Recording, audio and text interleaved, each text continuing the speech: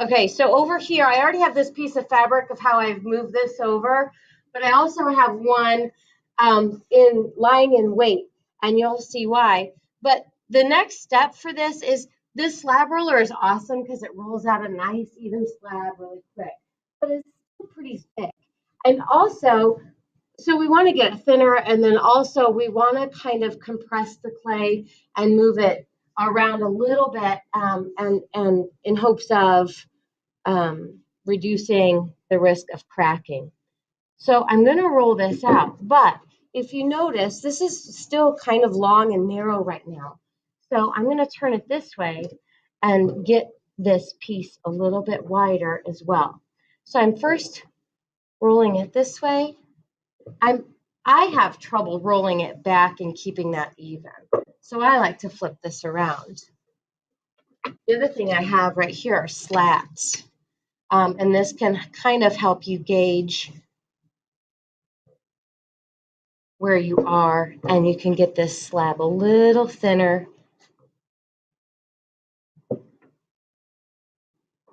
Now, if you notice here, see how the fabric is kind of peeled back? The clay will only stretch so far on that cloth until the cloth said, nope, I'm done. And so that's where the second piece comes in. So I'm going to lay this, make sure this piece of fabric is flat over the top of that. So I kind of like press it down so there's no wrinkles. And I just quickly flip it back. And then I'm going to get rid of some edges I know I'm not going to need.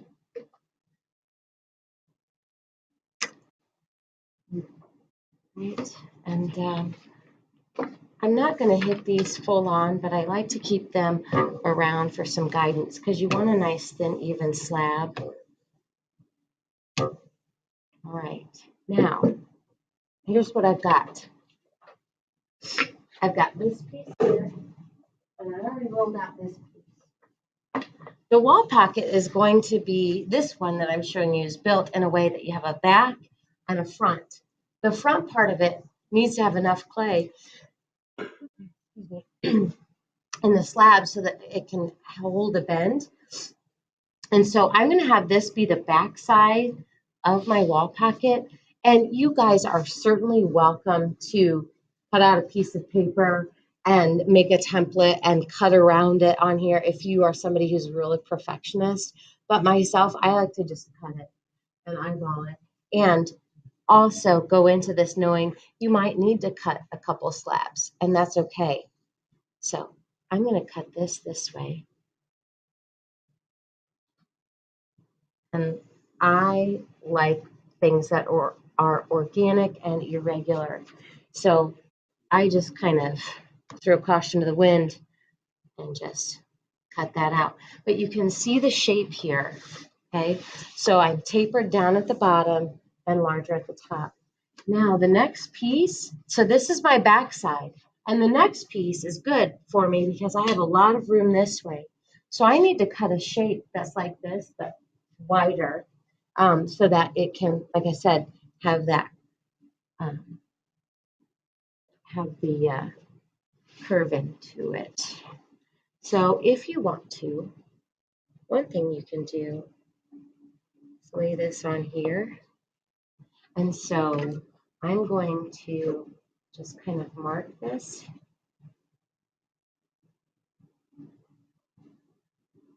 And I'm just being very careful with this because this is still very soft. And I don't want to warp it by throwing it around. So I want the wall pocket. I'm going to have it be a little bit shorter than what the back is. I'm going to go all the way up to this edge. Now, I want to use every bit of that I can. So I'm really just cutting down the rough edges here. I'll peel this back. There's a bunch of extra clay sitting around. And I would ask that you guys at this moment take and put it in the bag. Otherwise, if it sits over here for like a half hour, 40 minutes, it's going to get really dry. So throw that in the bag kind of more immediately than the end. And now I'm ready to spool and slip. Okay, so This is the back side here, so I'm going to just score this part.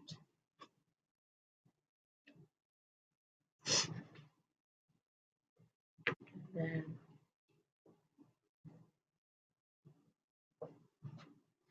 hit it with some slip. You want to try to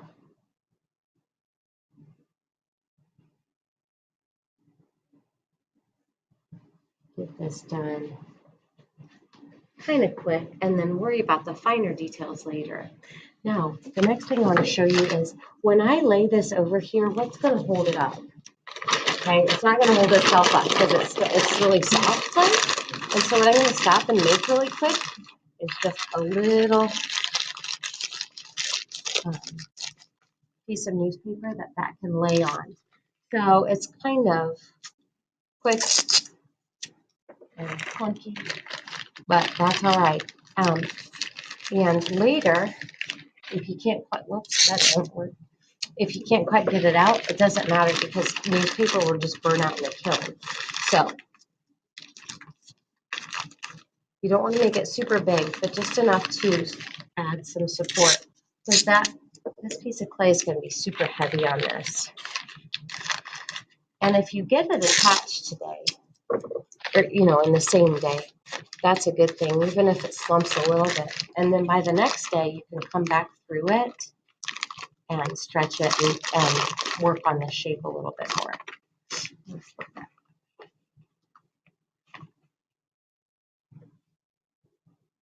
So I'm going to take this carefully. If you want to work with a partner on that, but see how I'm kind of holding it? I'm just keeping it down. So I'm trying to not disturb it too much. And I'm going to put this like this.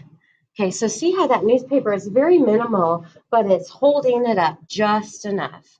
Now, I want to make sure my edges are in line here. Let me see. Whoops. There we go. That's a little bit better. So,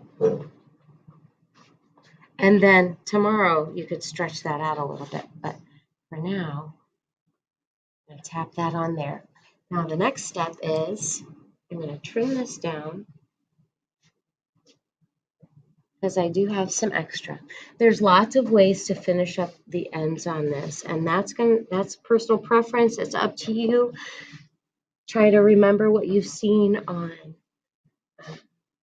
your simple basic image searches. If you've looked up wall pockets, there's lots of examples out there, and so you can choose to do whatever.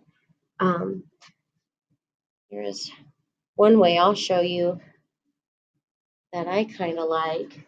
I gotta go around here. I gotta make sure my angle is all right because I don't want a bunch of overhang of that. So I like something as simple as just taking my thumb and pressing that down on that. But if you wanted to, you wouldn't do it on the day that you roll all these out because it's still so smushy. But if you want to, you can certainly clean up those edges and really make them pretty and round them out how you want. So once you get this on, then you can make adjustments. And then by day 2 and 3, you can make even better adjustments because it will be getting a little firmer to work with. Okay, so you can get in there and stretch it out. But this sets up the canvas for your wall pocket and for your portrait. So whatever this space is needs to be fitting for your portrait that you've chosen. So if you have a large and lots of pieces, some of them can hang over for sure. But you need to make sure you set up, a good space. If you've got kind of a longer portrait or a wider portrait, that will kind of determine the size of your wall pocket. Okay, there's more to this, and I'll show you that little by little over the next few days.